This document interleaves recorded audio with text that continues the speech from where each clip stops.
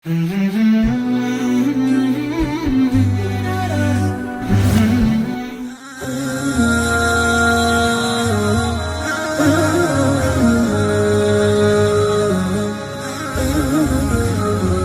الله الحمد لله الصلاة والسلام على رسول الله وعلى آله وصحبه ومن والاه ما بعد السلام عليكم ورحمة الله وبركاته እንግዲህ እንደሚታወቀው በተለይ ወጣት በዚህ ዲን الاسلامን ከፍ በማድረግ ትልልቅ ስራዎችን ሊሰራ የሚችል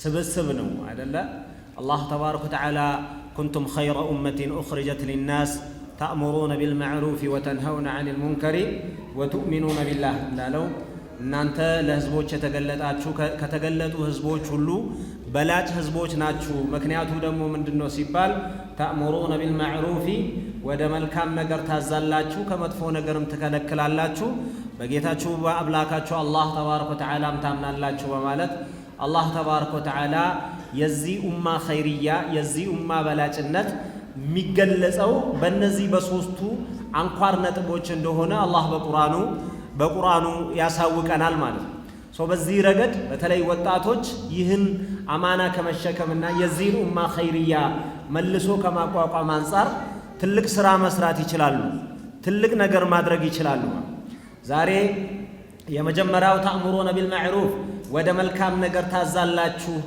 አለ አላህ ተባረከ ወተዓላ ይሄ መልካም ነገር يعني ወደ መልካም ማዘዝ በብዙ አይነት መልኩ ሊገለጽ ይችላል በተለይ ወጣቶች ባሁኑ ጊዜ የዲጂታል ዳዕዋ ስራን መስራት ላይ ትልቁ ሚና ሊጫወቱ ይችላሉ كما قال الامام الشافعي رحمه الله عليه ልክ ጊዜ ማለት ከሰይፍ እንደ ሰይፍ ነው ወይ يعني ትቆርጥባታለህ ወይ ደግሞ ይቆርጣል እንደተባለው ሁሉም ጊዜያችንን በአግባቡ መጠቀም የምንችል አሁን ያለው በተለይ ቴክኖሎጂ አጠቃቀም ላይ ወጣቶች በደንብ ቅርበትም ስላላቸው ይሄን ቴክኖሎጂ يعني الامر بالمعروف ወደ መልካም ነገር ለማዘዝ ብቻ ወደ ዳዕዋ ለመጣራት ብቻ መጠቀም ወሳኝነት እንዳለው በዚሁ አጋጣሚ ማስተላለፍ ወዳለው ምክንያቱም በዚህ ሰዓት የዚህ ኡማ ኸይርያ ተመልሶ ሊመጣ የሚችለው يعني دعوة وعلم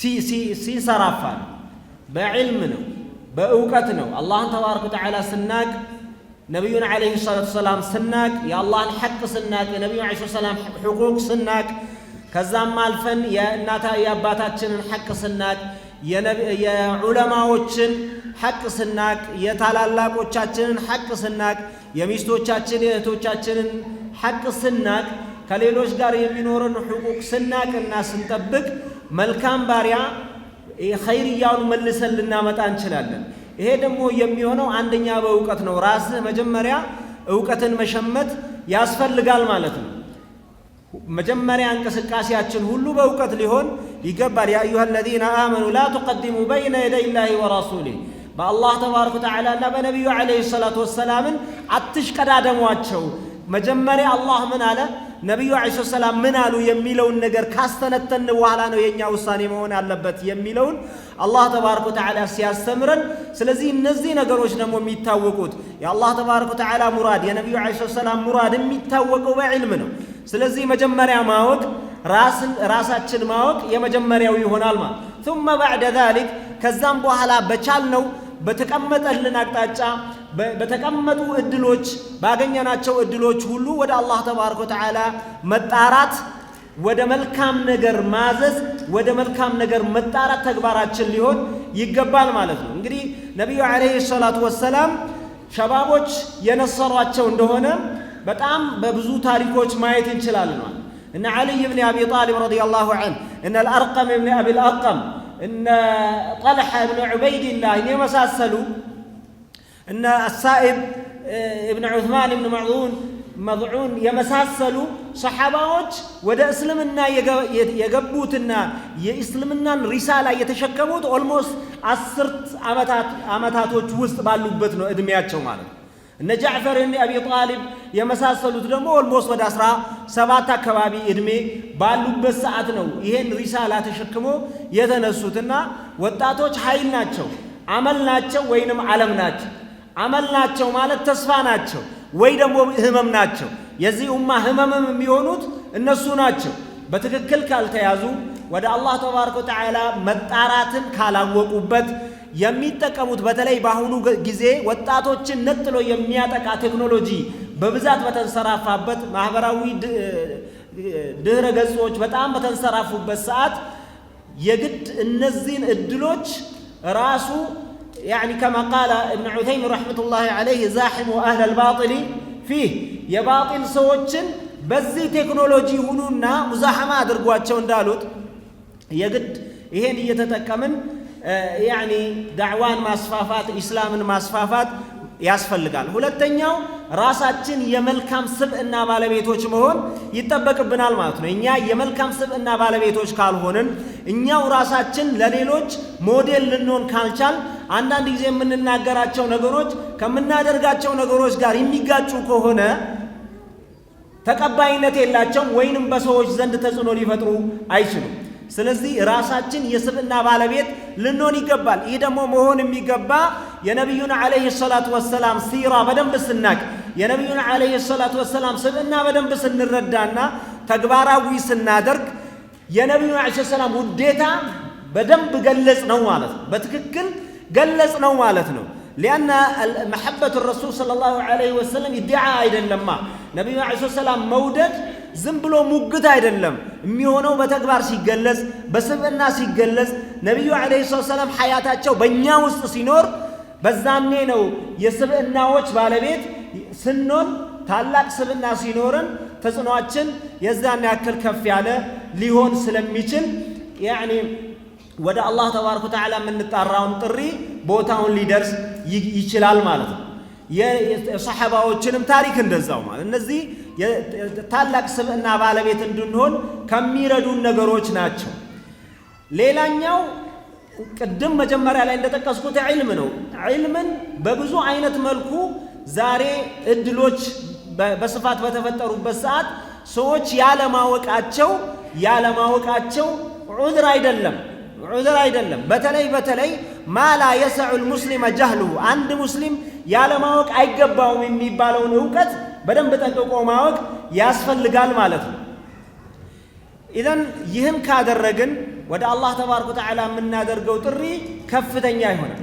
በተለይ እኛ እንደ እስልምና ጉዳዮች ከፍተኛ ምክር ቤት በዋናነት ወጣቶች ትልቅ ኃላፊነት እናንተን አቅጣጫ ለማስያዝ እናንተን ትልቅ ሰው እንድትሆኑ የነገ መሻይኾች ናችሁ፣ የነገ መሪዎች ናችሁ። ስለዚህ እናንተ ትልቅ አቅጣጫ እንድትይዙ ትልቅ መሰረት እንዲኖራችሁ ለማድረግ ሌት ተቀን እንሰራለን በአላህ ተባረከ ወተዓላ ፍቃድ። ስለዚህ እናንተ አንደኛ አደረጃጀታችሁን አንድነታችሁን መጠበቅ፣ ለተለያዩ አሉባልታዎች ጆሮአችንን ያለ መስጠት፣ ተቋምን እንዴት ነው የምንገነባው የሚል ነገር ከስሜት በወጣ መልኩ ነገሮችን እያየን መሄድ ስንችል ጠንካራ ተቋም ይኖረናል። ጠንካራ ተቋም ሲኖረን ደግሞ ጠንካራ ስራዎችን መስራት እንችላለን ማለት ነው። ክብር ያለው ስራ ልንሰራ እንችላለን እና ከዚያ አንፃር እናንተ በጥንካሬ ልትገለጹ ይገባል። በተለያየ ስብዕናችሁን ልታሻሽሉ ልታስተካክሉ ይገባል። በአንድነት ልትደራጁ ይገባል። በጋራ ሆናችሁ ስትንቀሳቀሱ በአላህ ተባረከ ወተዓላ ፍቃድ ትልቅ ነገር ልንገነባ እንችላለን ማለት። በዚህ መስጂድ ይሄ ትልቅ መስጂድ እነዚህን የመሳሰሉ ወጣቶች በጣም ደስ የሚሉ የሚያማምሩ ፊቶች ባየንበት ቦታ ሁሉ በተሻለ መጠን አንድነታችሁ የተጠናከረ በዚህ ብቻ የምትነጣጠሉ ሳይሆን በየጊዜው የተለያዩ ፕሮግራሞችን እያቀናጃችሁ እየሰራችሁ በጋራ የምትሰሩበት በዚህ አካባቢ ላይ ደሃ ወጣት ሊኖር አይገባም። ወደ ስራ መግባት መቻል አለበት። አመራሮችም ይሄን እንዲሰሩ እንፈልጋለን። ደሃዎችን ሰፖርት ማድረግ መርዳት ያስፈልጋል። ዒባዳ ነው፣ እሱ ራሱ ዒባዳ ነው ማለት ነው። በአካባቢያችን ያለውን መልካም ነገር መፈጸም፣ የበጎ ተግባር ስራዎች ላይ በጣም መሳተፍ ተቋምን ለመገንባት ትልቁን ሚና ሊጫወት ስለሚችል እናንተ በተቻላችሁ አቅም አሁን ነው ያላችሁ ጉልበት፣ አሁን ነው ያላችሁ ጊዜ።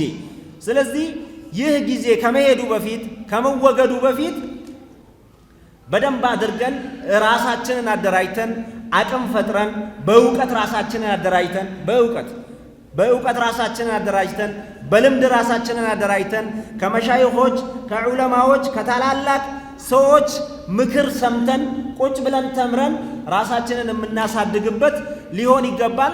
ከሌላው ማህበረሰብ ጋር በሰላምና በመልካም ጉርብትና ልንኖር የምንችልበትን ስብዕና ልንላበስ ይገባል። ይህን ስናደርግ ኢንሻአላህ የተሻለ ዜጋ የተሻለ ወጣት ሊፈጠር ይችላል ማለት ነው። ስለዚህ በአላህ ተባረከ ወተዓላ ፍቃድ ይህን ለማድረግ እኛ በራሳችን ኢንሻአላህ ዝግጁ ነን። እናንተ ግን ተዘጋጅታችሁ እዚህ ቦታ ላይ ልንረዳ ይገባል፣ እዚህ ቦታ ላይ ልታግዙን ይገባል የሚል ነገር በምታነሱበት ሰዓት ሁሉ እናንተን ለመርዳት ከናንተ ጎን ለመቆም ችግሮቻችሁን ለመፍታት በተቻለ መጠን የምንረባረብ ይሆናል በአላህ ተባረከ ወተዓላ ፍቃድ። እናንተ በዱዓችሁ አግዙን፣ ታላላቆቻችንም እንደዛው በዱዓችሁ አግዙን። አላህ ተባረከ ወተዓላ እንዲረዳን ይሄን ተቋም ትልቅ ተቋም እንድናደርግ ትልቅ ተቋም መገንባት ያስፈልገናል። የኛ ተቋም ደካማ መሆን መልፈስፈሱ ዋጋ አስከፍሎናል በብዙ አይነት መልኩ። እናንተ በምታውቁትም በማታውቁትም በጣም በብዙ አይነት መልኩ ዋጋ እንድንከፍል አድርጎናልና ይህን ዋጋ እንዳያስከፍለን ከዚህም በኋላ ጠንካራ ተቋም እንድንገነባ ጠንካራ አቅም እንድንፈጥር በጋራ በአንድነት እንድንንቀሳቀስ በአላህ ተባረከ ወተዓላ ስም እና በምክር ቤቱ ስም ጥሬን ላስተላለፍ እወዳለሁ። አላህ ተባረከ ወተዓላ በሰማነው የምንጠቀም ሰዎች ከጧት ጀምሮ እየተደረገ ባለው ዳዕዋ አላህ የምንጠቀም ሰዎች አላህ ተባረከ ወተዓላ ያድርገን። ሰምተን የምናልፍ ሳይሆን ሰምተን የምንተገብር ሰዎች እንደዛውም በባህሪያችን ላይ ተጽዕኖ የሚፈጠርበት ዳዕዋ አላህ ተባረከ ወተዓላ ያድርገን። ይሄን ጀማዓም አላህ ተባረከ ወተዓላ አንድነቱ የተጠበቀ በአማረ ጉርብትና በአማረ ወንድማማችነት ተያይዞ ለረጅም ጊዜ የሚዘልቅ አላህ ተባረከ ወተዓላ ያድርገው እያልኩኝ ንግግሬን እዚህ ጋር አበቃለሁ። ወቢላሂ ተውፊቅ ወሰላሙ ዐለይኩም ወረሕመቱላሂ ወበረካቱ። ወዐለይኩም ወረሕመቱላሂ ወበረካቱ። ቢስሚላሂ ረሕማኒ ረሒም الحمد لله الذي أرسل رسوله بالهدى ودين الحق ليظهره على الدين كله وكفى بالله شهيدا وأشهد أن لا إله إلا الله وحده لا شريك له إقرارا به وتوحيدا وأشهد أن محمدا عبده ورسوله صلى الله عليه وعلى آله وصحبه وسلم تسليما مزيدا. أما بعد، هذه هي عقيدتنا من الكتاب والسنة. يا ورستو لاي እንደ ተቀመጠውም ኢንሻአላህ ዛሬ የምንታወስበት ርዕስ የሚሆነው ስለ እምነታችን ስለ መሰረታዊ ዓቂዳችን ይሆናል። እምነታችን እንደሚታወቀው ምንጩ ቁርአንና ሐዲስ ነው። ነብዩ አለይሂ ሰላቱ ወሰላም ያስተላለፉልን ሰለፎች የነበሩበትን የጋራ አቋም ያማከለ ወይም ይህን መሰረት ያደረገ ነው የነብዩ አለይሂ ሰላቱ ወሰላም ዳዕዋ። እምነታችንም ይሄ ነው። በዚህ ጉዳይ ኢንሻአላህ የተወሰኑ ነገሮችን እናወሳለን እንታወሳለን። ከመሰረታዊ እምነት ጋር የተያያዙ መሰረታዊ ነገሮችን በተቻለ መጠን ኢንሻአላህ እንዳስሳለን። አልዓቂዳ ወይም እምነት የሚባለው ነገር ምንድነው ከሚለው ስንነሳ يقول ما هو ما يصدقه العبد ويدين به። አንድ ግለሰብ ማንኛውም ሰው እንደ ሰውነት ሰዎችም ይሁን ጅኖች የሚያምኑበት ለአላህ ወይም ለሆነ አካል ተገዥነታቸውን የሚያሳዩበት ጽኑ የጠለቀ አቋም ነው ዓቂዳ የሚባለው እምነት። ስለሆነ ነገር ያላቸው አቋም የሚያመልኩትን አካል የሚያመልኩበት መንገድ ዓቂዳ ወይም ዲን ይባላል። ይሄኛው ትልቅ መሰረት ነው። ታዲያ ይህ ዓቂዳ ወይም እምነት ሁለት አይነት ይዘት አለው። አላህ ስብሓነሁ ወተዓላ ያወረደውን መልእክተኞችን የላከበት ያወረዳቸውን መጽሐፍቶች የሚገጥም ከሆነ ይህ እምነትና አቋም ትክክለኛና ጠንካራ እምነት ይባላል። አልዓቂደቱ ሰሒሓ ትክክለኛው ዓቂዳ ትክክለኛው እምነት በመባል የሚብራራ የሚገለጽ ይሆናል። ነገር ግን የተያዘው እምነትና አቋም ከዚህ በተቃራኒ ቁርአንና ሐዲስን የሚቃረን የመልእክተኞችን ጥሪ የሚቃረን ትክክለኛ የአላህን ዐዘ ወጀል መልእክት የማይቀበል የሚቃረን ከሆነ የተበላሸ እምነት እንለዋለን። فيجب على كل من عرف هذه العقيدة ይህን ዓቂዳ ያወቀ ወይም የተረዳ ማንኛውም ግለሰብ ታዲያ ዓቂዳውን ማመን ግዴታ እንደሆነበት ሁሉ መተግበር ግዴታ እንደሆነ ሁሉ ሌሎችንም ማስተማርና ማስታወስ የግድ ነው። ሰዎች ዲናቸው ላይ ጠንካራ እንዲሆኑ እምነታቸውን እንዲይዙ። መቼም ሰው እምነቱን የሚገነባው ዝም ብሎ በድንገት አይደለም። ፊጥራ መሰረት አለው። አላህ ስብሓነሁ ወተዓላ የሰው ልጅ የፈጠረበት ፊጥረተ ላህ አለቲ ፈጠረ ናስ ዐለይሃ አላህ የሰው ልጆችን የፈጠረበት መሰረት አለ። ትክክለኛ እምነት መሰረት ማለት ነው። ይህ ትክክለኛ እምነትና መሰረት የሚያብበው የሚያምረው የሚጸናው እውቀት ሲጨመርበት በቁርአንና በሐዲስ ወሕይ ሲመገብ ይህ የቁርአንና የሐዲስ ወሕይ ሲመገብ ያብባል፣ ይመሰርታል፣ ይጸናል። ትክክለኛ መስመሩንና አቅጣጫውን ይዞ መሄድ ይችላል። ነገር ግን ዝም ብሎ ከሆነ በጥቅሉ ለአላህ ታዛዥነትን ፍቃደኛ ቢሆንም ቅሉ የመታዘዝ ሂደቱን መስመሩን መዘርጋት አይችልም። አተገባበሩ ግራ ይገባዋል፣ ነፍስ አፈጻጸሙ ግራ ይገባዋል።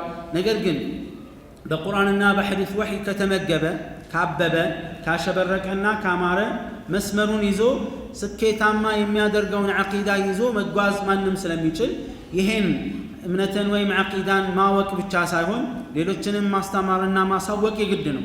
ግን ምንን መሰረት አድርገን ነው የምናስተምረው ምናሳውቀው ከተባለ بالحكمة والموعظة الحسنة ጥበብና ጥሩ በሆነ ገሳጼ ነው። ለምን ሰው ከፍተኛ መስዋዕትነት የሚከፍለው ለእምነቱ ነው ከየትኛውም ነገር የበለጠ። በቀላሉ ሁል ጊዜ ልናነሳው የምንችለው ምሳሌ አለ። አንድ ሰው መተለን ና ሰላት ስገድ ብንለው መስገድ ባይፈልግ ምንድን ነው የሚለን? ውዱእ የለኝም፣ ልብሴ ተነጅሷል፣ ቆይ አንዴ ጣሃራ አድርጌ ልምጣ። የሆነ መሸወጃ ደርድሮ በዛው ሊጠፋ ይችላል ወይም ሊመጣ ይችላል። ለምን አጾምም የሆነ ነገር ይደረድራል። ልክ የሆነ ሌሎች ዒባዳዎችን ላለመፈጸም የሚደረድራቸው ማስተባበያዎች ይኖራል። ይሸሻል እንጂ መጥቶ አይጋፈጥም። ነገር ግን ስለ እምነት አንሳ፣ ሰዎች ስለሚያምኑት የተሳሳተ እምነት ተች ውቀስ። የዚህን ጊዜ ያልጠራኸው በዙሪያ የሌለ እንኳን መጥቶ ሊገልህ ይሞክራል። ስምህን ያጠፋል፣ መጥቶ ይተናንቃል። ከየት መጣ ትላለህ? ከየት መጣ? እምነቱ ስለተነካበት ነው። እምነት በጣም ወሳኝ ጠንካራ ነገር መሆኑን ያሳያል። ግን ትልቁ ጥያቄ ያ እምነት ብለን የያዝነው ነገር ልክ ነው አይደለም፣ ሐቅ ነው ባጢል ነው፣ ሚዛን ያስፈልገዋል። በሚዛን ስር አስቀምጠን ማለፍ አለበት ያንን ፈተና። ትልቁ ሚዛን የቁርአንና የሐዲስ መልእክት ነውና። ስለዚህ ሰዎችን ወደ መልካም ትክክለኛ ዓቂዳ ጥሪ በምናደርግበት ጊዜ ወይም ስናስተላልፍ መልእክቱን እንዴት ነው የሚሆነው የሚለውን ጥያቄ ስንወስድ መልሳችን ምንድን ነው ከተባለ በጥበብና በጥሩ ግሳጼ ዳዕዋውን ማድረግ አስፈላጊ የሆነበት ዋናው ምክንያት ይሄ ነው። የእምነት ጉዳይ በጣም ከባድ ስለሆነ አንኳር ነገር ስለሆነ ውስጥ የሚከረክር ውስጥን የሚነካ በመሆኑ የተነሳ ይሄ ነገር አስፈላጊ ሆኗል። ጠይብ ይሄ የመልእክተኞችን መንገድ አላህ ስብሓነሁ ወተዓላ በዚህ ላይ መስርቶ ነው የላካቸው። በመልካም ሰዎችን እንዲጣሩ በጥበብ እንዲጣሩ የአላህን መልእክት በአግባቡ ማድረስ እንዲችሉ ጥበብን አስተምሯቸዋል፣ ሕክማን አስተምሯቸዋል፣ መልካም ግሳጼን የዳዕዋ ስልትንም ጭምር ልብ ላይ ማረፍ በሚችልበትም ሁኔታ ራሱ። ያም ሆኖ ተቃውሞ እንደምታውቁት በመልእክተኞች ላይ የመጣው ተቃውሞ በጣም ጠንካራ ነበር። የአላህን ትእዛዝ ላለማክበር ሰዎች የሚያደርጉት ጥረት፣ የዘመቱባቸው ዘመቻ፣ የነቢዩን ዓለይሂ ሰላቱ ወሰላም የዳዕዋ ሂደትም ስንመለከት እንደዛ ነው ሆኖ የምናገኘው። በጣም ጥንቃቄ የሞላው በጥበብ የተሞላ አላህን ዐዘ ወጀል ለመፍራት በጣም ጠንካራ መልእክትን ያዘለ አቋም ነበራቸው። በጣም ጉጉት ሐሪሱን ዐለይኩም በከፍተኛ ጉጉት ነበረ ዳዕዋ ሲያደርጉ የነበሩ። ነገር ግን ዝናብ ቢዘንብም ምድሮች ሁሉ በእኩል ደረጃ አይቀበሉትም ያንን ጥሪ ወይም ያንን ዝናብ በእኩል መልኩ አያስተናግዱም። ጥሩ የእርሻ ቦታ የተመቻቸ ምድር ከሆነ መሬትና አፈር ከሆነ ውሃውን ይቀበላል፣ ይቋጥራል ውስጡ። ከዛ በኋላ መልካም ፍሬና ውጤት ያመጣልና አዘርቱ ያማረ ይሆናል። አንዳንዱ ድርቅ ያለ ይሆናል መሬቱ፣ ቢያንስ ቋጥሮ ውሃውን ይቋጥርና ለኛ ያስቀምጣል። ወደ ውስጥ ባይጠቀምበትም ለኛ ጥቅም ሊሆን ይችላል መልሶ። አንዳንድ መሬት ደግሞ ውሃም አይቋጥር ወደ ውስጥም አይገባም፣ እዛው ደርቆ ይቀርና ዝም ብሎ ይሄዳል። ያውም አደጋ ሊያደርስ ይችላል ተጠራቅሞ ማለት ነው። የነቢያቶችም ጥሪ እንደዚሁ ሰዎች ልብ ላይ የሚያሳደረው ተጽዕኖ እንደዚህ ነው። በመልካም ይቀበላል፣ ማይቀበላል። አንዳንዱ በመልካም ራሱ ባይቀበል እንኳን ለሌላ እንቅፋት ማይሆናል። ቢሆንም ግን ጥበብና ስልትን ተጠቅሞ የአላህን ዲን ማሰራጨት የሁሉም ኃላፊነት ነው። ዳዕዋ ወደ ዓቂዳ ጥሪ መደረግ ወይም የዓቂዳ ወይም የተውሂድ በሉት ወይም መሰረታዊ እምነት ጥሪ ከጥሪዎች ሁሉ ግንባር ቀደሙን ቦታ የያዘ አላህ መልእክተኞችን ያላከበት መጻፍቶችን ያወረደበት ደም የፈሰሰበት ብዙ ችግሮች የተፈጠሩበት ብዙ መልካም ነገሮችም የተመሰረቱበት ነው። በመጨረሻም የአኺራ ዕጣ ፈንታ ወይም ጀነት ወይም እሳት ነው አይደል? መወሰኛው ዋናው ነገር የመጨረሻውን አገር ለመወሰን ራሱ የሚወስነው ይሄኛው ትክክለኛ እምነት ይዞ መሄድ ነው። ለምንድነው ከተባለ لأنها هي الأساس المصحح لجميع الأعمال ስራዎችና ንግግሮች ሁሉ የሚመዘኑበት ዋናው ማስተካከያ ሚዛኑ ዓቂዳና ትክክለኛ እምነት በመሆኑ የተነሳ ነው። መልካም ዓቂዳ ከሌለ መልካም እምነት ከሌለ ስራ ዝም ብሎ ከንቱ ልፋት ነው የሚሆነው። ዋጋም አይኖረው፣ ፍሬም አይኖረው፣ ጥቅምም አይኖረው። እንደሚታወቀው ማንኛውም ቤት ሲገነባ ምንም ነገር ግንባታ ሲገነባ መሰረት አለ። መሰረቱ የሚጣለው በምን ልኬት ነው? ከላይ ከመሰረቱ በኋላ ምን ያክል ወደ ላይ ይገነባለው በሚለው ላይ ይመሰረታል።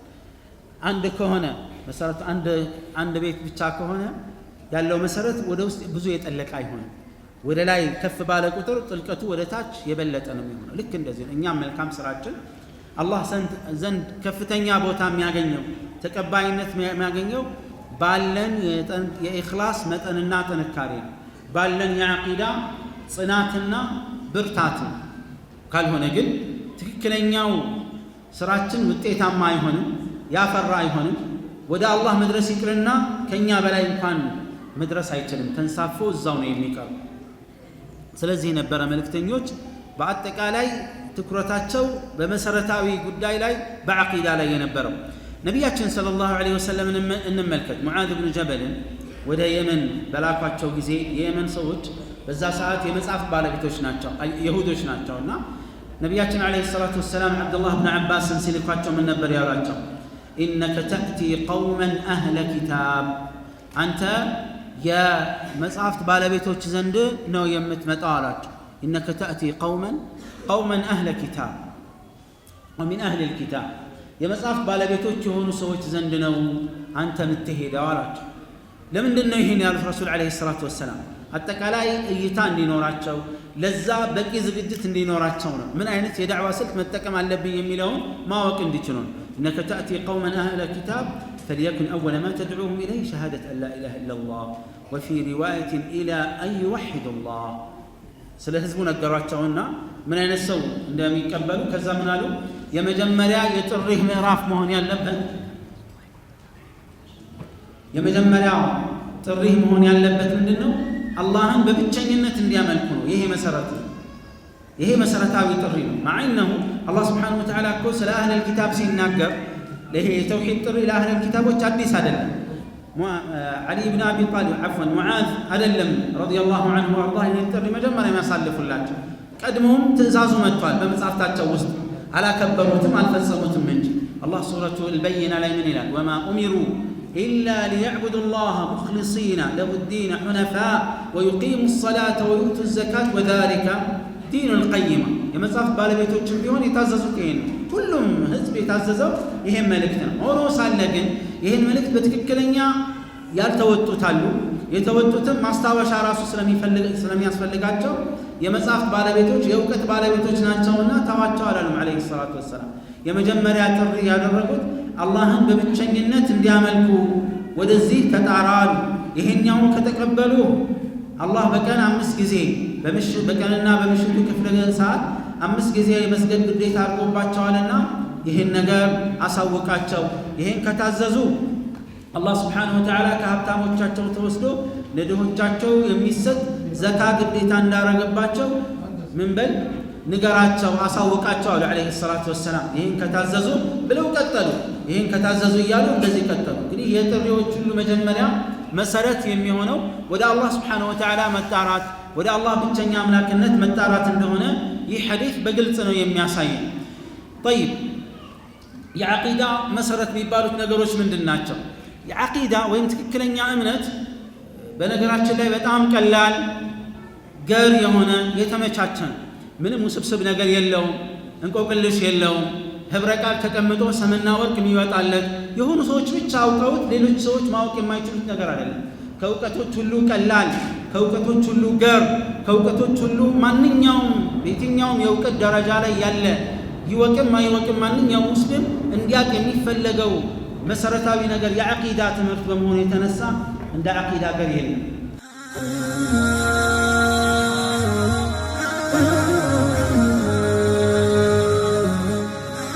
የሚያወሳስብባችሁ ሰው ካያችሁ ተወሳስቦበታል፣ እንዳትሰሙት እንዳታዩ። ምክንያቱም ዐቂዳ ላይ ምንም የለም፣ ውስብስብ ነገሮች የሉም። ውስጡ ግልጽ ያለ ነው። ምክንያቱም አንተ ወላጅ አባትን ለማወቅ ውስብስብ መንገድ ያስፈልገዋል። ዲኤንኤን መመርመር፣ ሌሎች ውስብስብ ነገሮች አያስፈልጉት ማለት የሚያስፈልጉ በቂ ቀላል ነገሮች አሉ። ምክንያቱም ዲን አልኢስላም የመጣው ለምሁራኖች ተብሎ አይደለም። ልብ በሉ፣ ለሆኑ ግለሰቦች ብቻ አይደለም፣ ለሰው ልጅ በሙሉ ነው። የሰው ልጅ አመለካከታችን፣ አረዳዳችን፣ አገነዛዘባችን፣ የመማር ያለመማር ሁኔታችን አንድ አይነት ነው? አንድ አይነት ሊሆን አይችልም። አንድ ክፍል እንኳን አንድ ተማሪ ተሰብስቦ አንድ ክፍል ውስጥ የሚገኙ 40-50 ተማሪዎች አንድ አይነት መልእክት ተላልፎላቸው የግንዛቤ ሂደታቸው አንድ አይነት ሊሆን አይችልም። የተሰጣቸውን ኢንፎርሜሽን ወይም መልእክት የማቆያ ጊዜያቸው አንድ አይነት ሊሆን አይችልም። ከጊዜ በኋላ ስትጠይቃቸው የማስታወስ ችሎታቸው አንድ አይደለም። እንኳን የሰው ልጅ መላው ይቅርና ማለት ነው። የሰው ልጅ ህይወት ውስጥ ብዙ አለ። ምንም ያልተማረ አለ፣ በጥቂቱ የተማረ አለ፣ በትምህርቱ የትና የት ደረጃ የደረሰ አለ፣ በእድሜው እርከኑም እንደዚሁ፣ በቋንቋም በመሳሰሉት ይህን ሁሉ ያማከለ ነው ዲን አልኢስላም። ውስብስብ አንድ እውቀት የሚሆነው የተወሰኑ ሰዎች ብቻ እንዲያውቁት ሲፈለግም፣ አላህ ግን ሰውና ጅንና ያላለ ወማ ኸለቅቱል ጅነ ወልኢንሰ ኢላ ሊያዕቡዱን ሁሉንም ይመለከታል ማለት ነው። የትኛው አገር ቤት ያሉትም ከተማ ውስጥ ያሉትም አንብበው ጽፈው ስለ ማንበብ ስለ መጻፍ ምንም የማያውቁትም የተማሩትን ሁሉን ማማከል የሚችል መልእክት ነው ቁርአንና ሐዲስ ውስጥ የተቀመጠው። በተለይ መሰረታዊ እምነት ምንም ድብብቆሽ የለው፣ እንቆቅልሽ የለው፣ የሆነ ፍልስፍና የለው። ሰዎች በአላህ ስምና ባህሪ ላይ ሲፈላሰፉ ብዙ ጊዜ ይሰማላችሁ አይደል? እነሱና ፍልስፍናቸውን እንተውላቸው፣ እነሱ እዛው ይጨናነቁበት። ምክንያቱም ሰውየው ተብሏል ኢየሱስ ጌታ ነው እያለ ይጮሃል ሁል ጊዜ በሚኖርበት ህንፃ ውስጥ ይባል እና ነዋሪዎቹ በቃ አጨቅጭቀን እኛ አንፈልግም፣ ያው ያመነው አምኗል፣ ያላመነው አላመነም፣ ለምን ትረብሸናለህ ተወን እባክህ አሉት ይባላል። አሁንም ቀጠለ። ለምን ተዋላልነህም እንዴ ሲሉት ምን አሉ ይባላል። ምን አለ ሰውየው? ለእናንተ አይደለም የሚጮኸው ለራሴ ነው የሚጮኸው፣ ውስጤ አይደለም እያለኝ ነው እያልኩኝ ያሳመንኩ ጮኸ። በግድ ማሳመን ይፈልጋል። አልሰማችሁም? መፈክር አላህ መውጁዱን ቢላ መካን፣ ውስጣቸው አላህ ከዓርሽ በላይ ነው ይላቸዋል። አላህ ከሰማይ በላይ አይደለም፣ መውጁዱን ቢላ መካን ይጮኻሉ። ጩኸታቸው እንደዛ ሰውዬ ነው። ስለዚህ ውስጣቸውን ለማሳመን አንዳንዱ ሲጮህ አንተ ማብራት ትጮህም ማለት ነው። ጩኸትህን ውስጥ አድርግ፣ ከውስጥ ጋር ተጫጫ፣ ክፍል ዘግተ ችግር የለውም። ግን ሰው ላይ መጮህ አይቻልም። የድምፅ ብክለት የሚባል ነገር አለ አይደል? መበከል አይቻልም። خلاص ሰውየው ዓቂዳና እምነት በጩኸትና በመፈክር አይመጣም። ነብዩ አለይሂ ሰላቱ ሰላም ሐያት ውስጥ ነቢያቶች ላይ ሄዳችሁ አንዱንም ነቢያችን ሰዎችን ዳዕዋ ሲያደርጉ ሙሽሪኮችን ቁሉ ላኢላሃ ኢለላህ ሲሉ በጋራ ላኢላሃ ኢለላህ ምናምን ብለው አስተጋብተዋል። በግል ካለ በቂ ነው፣ ጥርጣሬ ስለሌለው ማለት ነው። ዓቂዳ መሰረቶቹ በጣም ጉልህና ግልጽ ናቸው። እዚህ ስንነጋገር ወይም ስናመጣ ተአምር ወይም አዲስ ነገር አይመጣም፣ ግልጽ ነው። ቁርአንና ሐዲስ ላይ የተቀመጡ ሁሉም ሙስሊም ሊያውቀው የሚገባ እስልምናን በትክክል ያልተረዳም ሊረዳው የሚገቡ መሰረታዊ ነገሮች ናቸው ያሉ።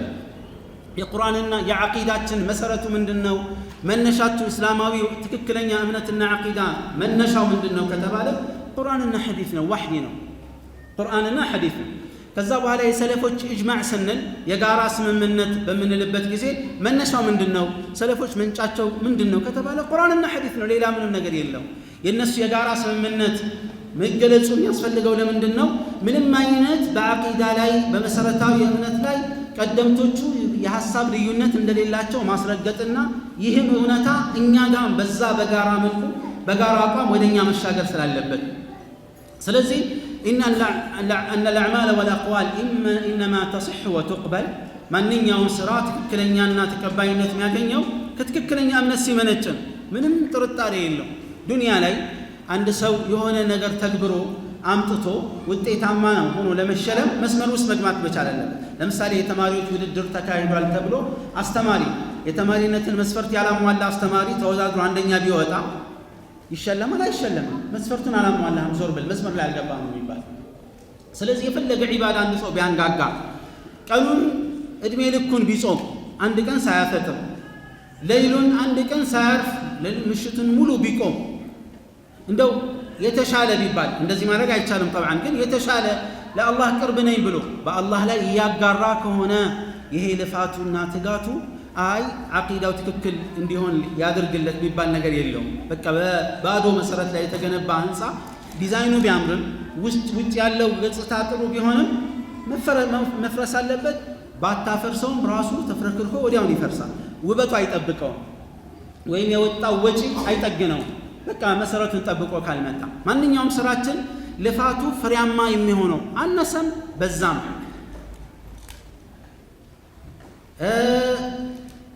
ብዙ ዘወተርንበትም እንደ ተፈላጊውም ሄድንበት የሚያዋጣውና የሚያምረው ትክክለኛ መሰረት ላይ ሲመሰረት ነው። ነገር ግን በተሳሳተ እምነት ላይ ከተመሰረተ ውድቅ ነው። يقول الله عز وجل ومن يكفر بالإيمان فقد حبط عمله إيمانا يكاد برقتم سراو رجف إلى الله وهو في الآخرة من الخاسرين. آخرة ككسرت هنا. وقال الله عز وجل ولقد أوحي إليك وإلى الذين من قبلك لئن أشركت ليحبطن عملك ولتكونن من الخاسرين. الله للنبي عليه الصلاة والسلام قيل أشرف الأنبياء والمرسلين ولقد أوحي إليك ملكتني هوي ودانت رأي ملكتن أصر على في الله وإلى الذين من قبلك كانت بفيت ولالتم نبيات وجنا ملكتني من دنيا يتلالف لئن أشركت ليحبطن عملك متاقرك هنا سراه يركفان مان نبيات يتاقرن الله عز وجل يقاروا يجلوتن لنبينا مرتاد بفصل ከዚህ ማዕሱም ናቸው የተጠበቁ ናቸው አይደል? አያደርጉትም። አውቀውም ያደርጉት ነገር በፍጹም አይኖርም። ከመሆኑም ጋር እናንተንም ቢሆን ሽርክ ላይ አልመራችሁም እያለ ነው አላህ ዐዘ ወጀል። ማያደርገውንም ማስጠንቀቂያ ከመጣ ሊያደርግ የሚችል ሊሳሳት የሚችለው መንቃት አለበት።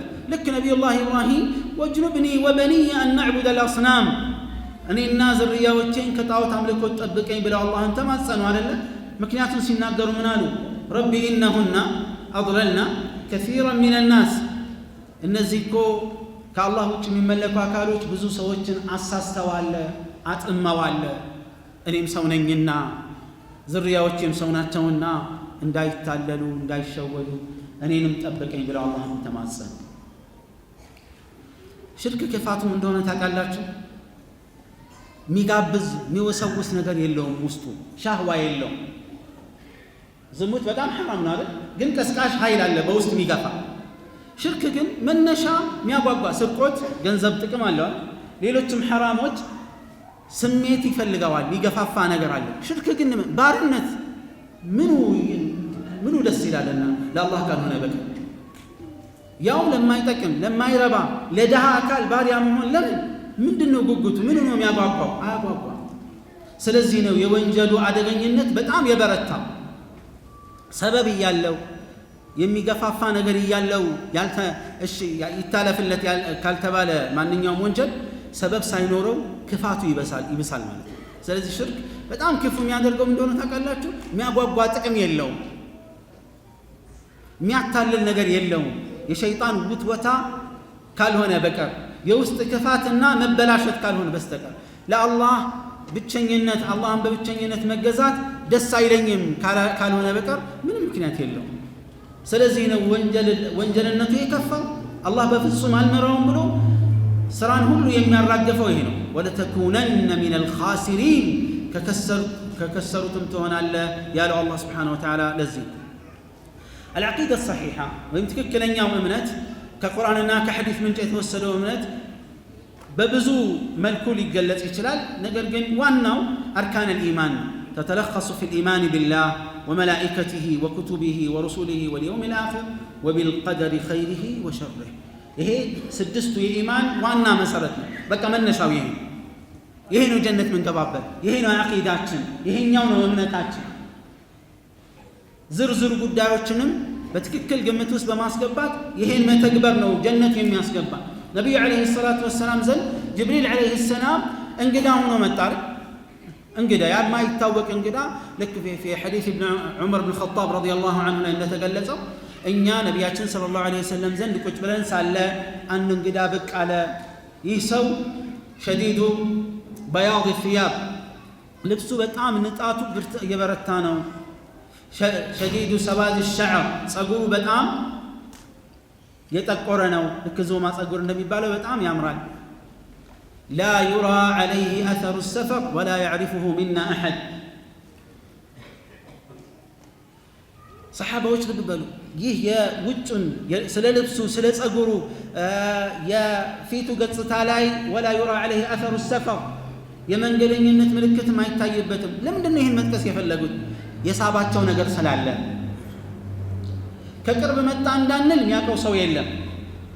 ከሩቅ ነው የመጣው እንዳንል እንዳሁኑ ቪአይፒ አይሮፕላን ምናምን ሄሊኮፕተር የለም። የዛን ጊዜ ታውቃላችሁ ተንገላቶ ነው የሚመጣው ሰው ቢመጣ በእግርም በፈረስም በምን የሚመጣ ይታያል። حتى በአይሮፕላን እንኳን የመጣ ሰው ድካም ይነበበታል አይደል? መንገደኛ ሲሆን ልብሱ አልቆሸሸም ከሩቅ መጣ እንዳንል።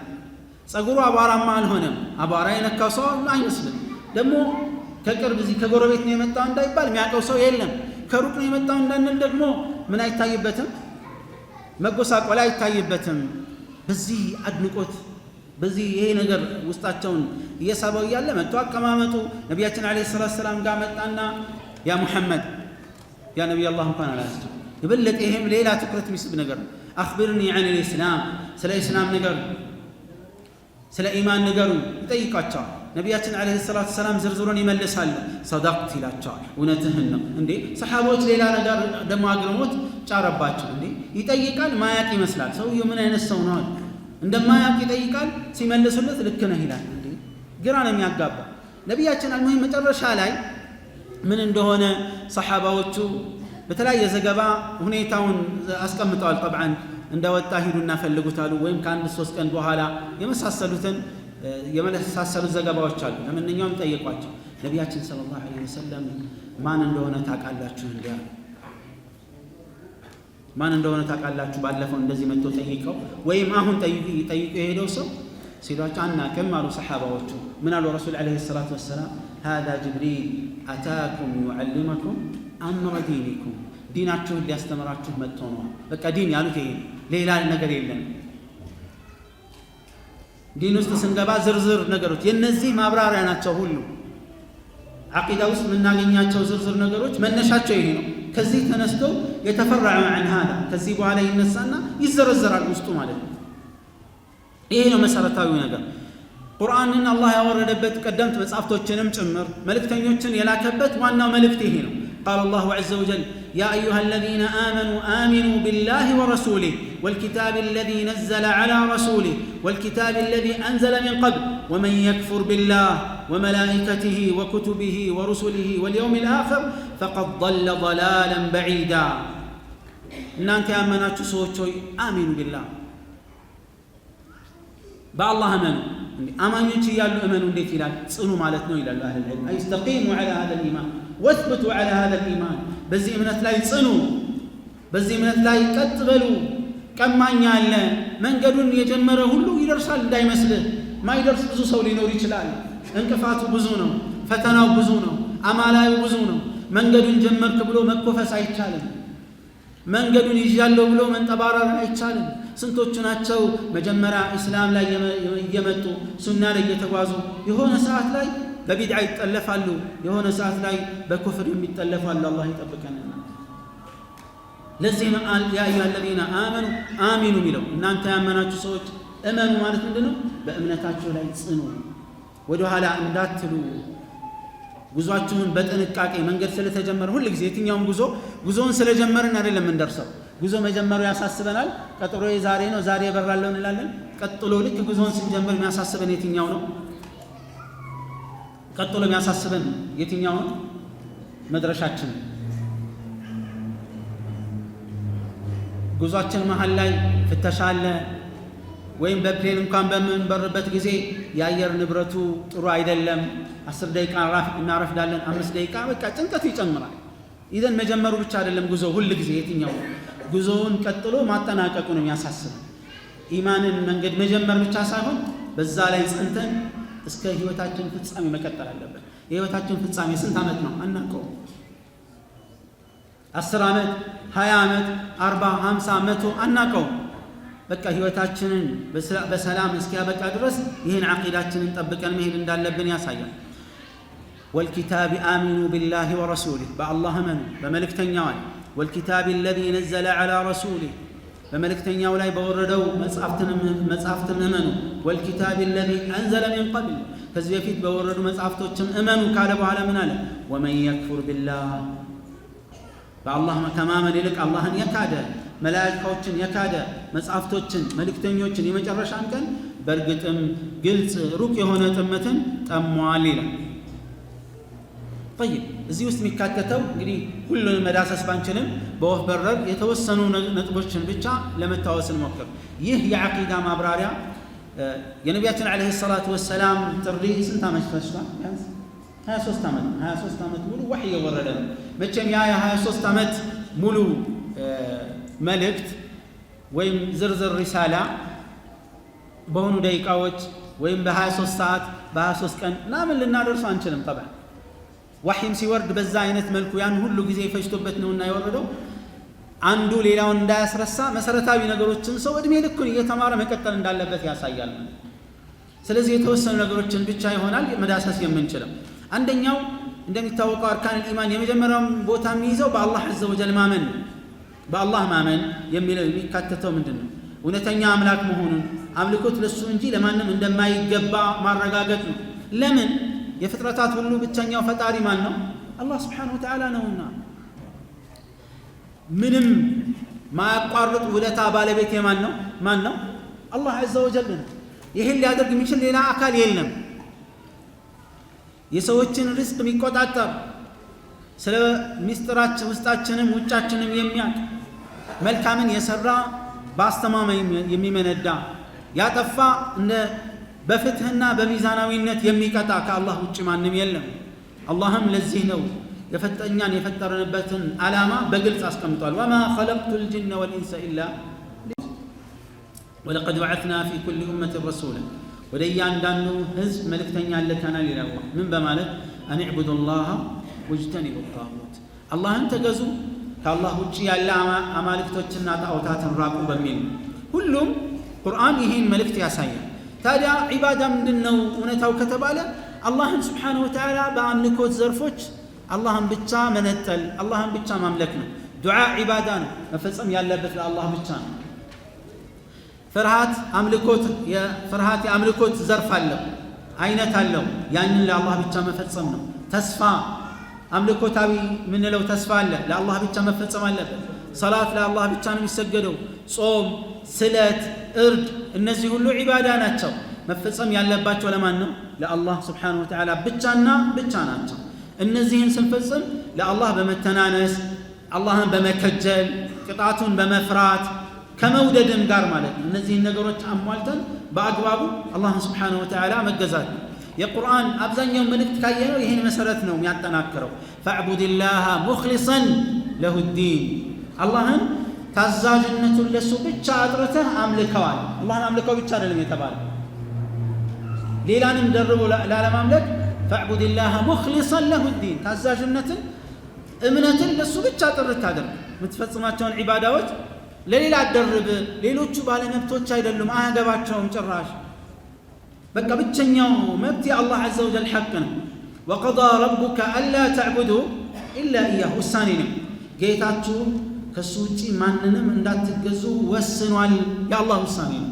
የሰው የፍጡር ውሳኔ እንዳይመስል የሆኑ ምክር ቤቶች የወሰኑት የሆነ ስብስቦች የወሰኑት አይደለም። የማን ውሳኔ ነው?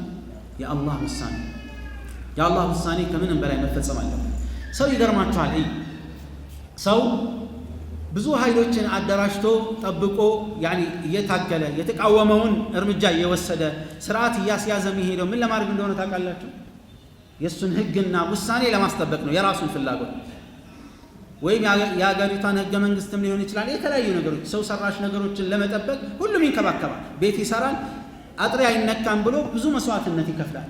የማን ሐቅ እንዳይነካ የራሱ ሐቅ እንዳይነካ ስለሌላ ምን አገባው ብዙ መስዋዕትነት ይከፍላል መክፈል ካለበት ብር ይከፍላል ጥበቃ ማስቀመጥ ካለበት ይጠብቃል ያስቸገረ ሰው ካለ ያሳስራ እርምጃ ይወስዳል ለሰው ሐቅ ሲሆን ማለት ነው እኔ የሚገርመኝ ግን ምንድነው ሁላችንም የሚያስደንቀን ነገር የአላህ ሐቅ ሲደፈር ግን በቃ ሁሉም ማንንም ማስገደድ አትችልም ይላል ይሄ መብት የለህም ይላል ምን ማለት ነው የአላህ ትእዛዝ እኮ ነው እንዲከበር የምንፈልገው የሰው ትእዛዝማ እንደ ሁኔታው የአላህ Subhanahu Wa Ta'ala ትእዛዝ ግን መከበር አለበት መጠበቅ አለበት የሰው ትእዛዝ አዞ ትእዛዙን ካልፈጸም እርምጃ ይወስዳል አይወስድም ይወስዳል ይሄ በኢትፋቅ العقلاء ማንንም አይቃረንም እንዴት ይወስዳል አይባል አገርህን ሊያፈርስ የመጣን ሰው ዝም ብላ ታይ እርምጃ ትወስዳል አይ ከአገር ሰው ይበልጣልና ሰውነት ይበልጣልና በቃ አገሩን እንስጠው ሰው ስለሆነ ከአገር ሰው ይቀድማል ተብሎ አይሰጥምች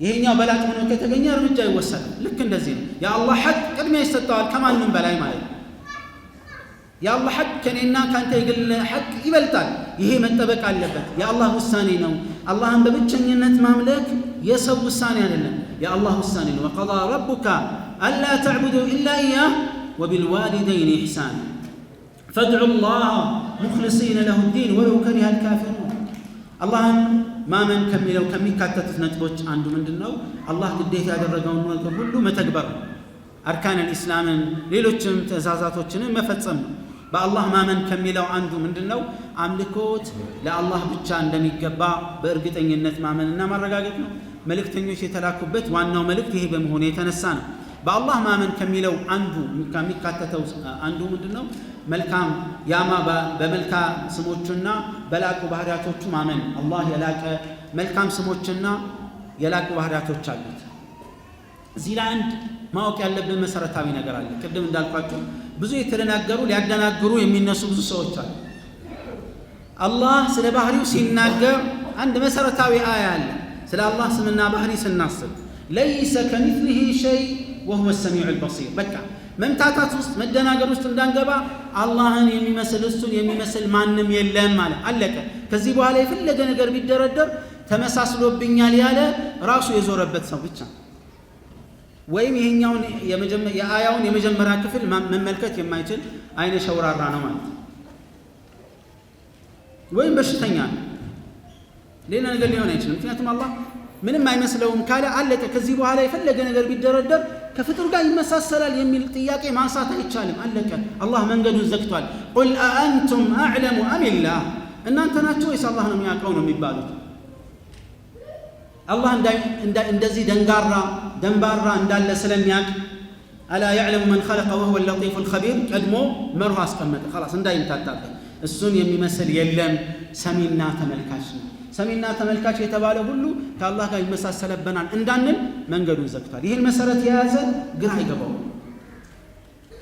ይሄን መሰረት የያዘ ስለ አላህ ስምና ባህሪ የሚነገረው ነገር አያደናግረው የተደናገረባቸውማ አላህ ፊት አለኝ ብሎ ተናግሯል ويبقى وجه ربك ذو الجلال والإكرام አይ አላህ ፊት አለው ካልን ከፍጡር ጋር ስለሚመሳሰል አይ ምን እንበለው ግርማ ሞገስ ወይም ክብር እንበለው አሉ ማሻአላህ ደስ ሲል እናንተም ፊት የላችሁም እንላቸዋለን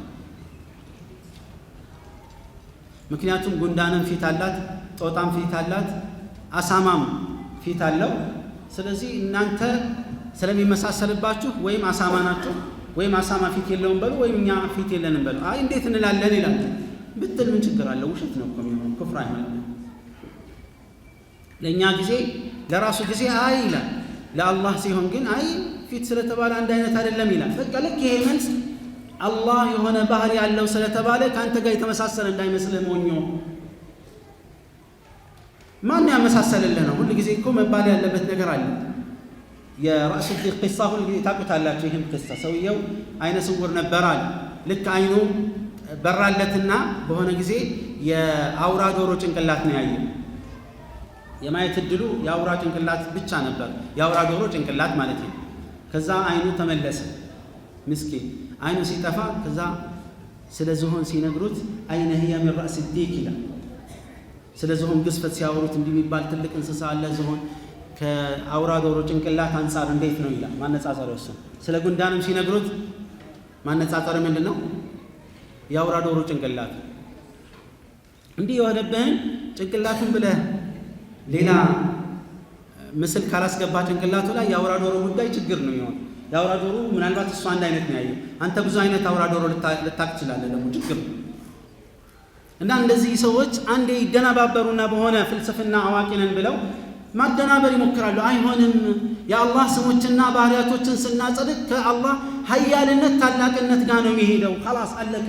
ስለ ሰው አይደለም የምታወራው። ይመሳሰላል እንኳን ቢባል አይቻልም፣ አይመሳሰልም በፍጹም። ከማን ጋር ነው የምታመሳስለው? አመሳሰል ያለህ ማን ነው? እነዚህ ሰዎች ምን እንደሚሉ ታውቃላችሁ? ቁርአንና ሐዲስ፣ ቁርአን ላይ ወይም ሐዲስ ትክክለኛ ሐዲስ መጥቶ እኛ አይምራችን ካመነው ውጪ ከሆነ ሐዲሱ ልክ አይደለም ማለት ነው። ማሻአላህ አስቡ። ምንም ያልተማረ ሰው መጥቶ እናንተ የምትማሩት ሂሳብ ሁሉ ዜሮ ነው፣ በቃ ልክ አይደለም፣ 12 ዓመት ሙሉ የለፋችሁት ልክ አይደለም፣ ምንድነው ማስረጃ ሲባል እኔ አላውቀውም ቢል ምንድነው እንትን እኔ አላውቀውም፣ እኔ አልተማርኩትም፣ ስለዚህ ልክ አይደላችሁ። ልክ ነው፣ እውነትም እሱ የእድሜ ባለጸጋ ነው ስላልተማረ እኛ አልተማርንም ብለን ነው የምንለው፣ ወይስ እሱን አብረን እንማርና በኋላ እንወዳደር ነው ማለት ያለብን? ይሄ ነው ሐቁ ማለት።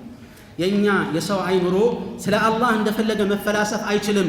አይደለም ስለ አላህ፣ ስለ ራሳችን ስለ ጀርባችን ማውራት አንችልም አላየንም ማለት። አንዳንድ ወላጅ ልጁን ይጠራጠራል አይደል? የኔ ልጅ ነው አይደለም ምናምን ይላል። ማረጋገጫው ሄዶ ሌላ ቦታ ነው።